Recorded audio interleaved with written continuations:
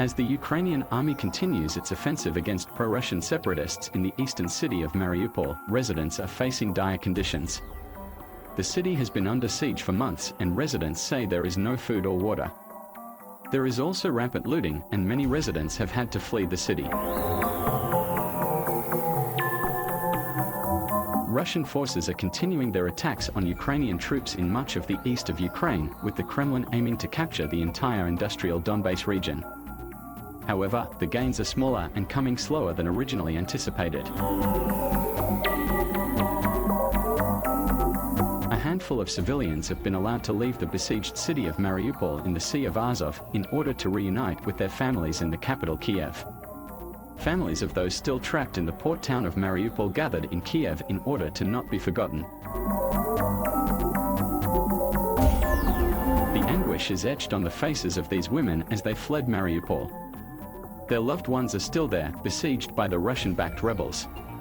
Now, in Kiev, they are pleading for the lives of their families. Women asked the UN, believers of all faiths, the Red Cross and all of them to join their march to Mariupol.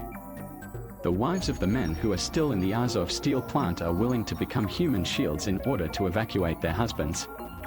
They are located in the final stronghold in Ukraine's port city of Mariupol.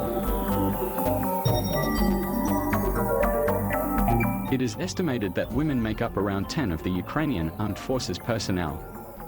However, women are often mentally stronger than men, meaning they are usually prepared to put their lives on the line for their country. According to a deputy commander of the Azov regiment, the conditions are dire in Ukraine's embattled eastern region of Donetsk. 20 civilians were safely evacuated by the unit, while 25 people were freed from a steel plant. Russia claims that all 55 hostages are still alive, despite reports to the contrary. Ukrainian president vowed to do everything in his power to free those still trapped inside the besieged city of Mariupol. All the leaders of the free world know what Russia has done to Mariupol, he said in a statement. Russia will be held to account for this,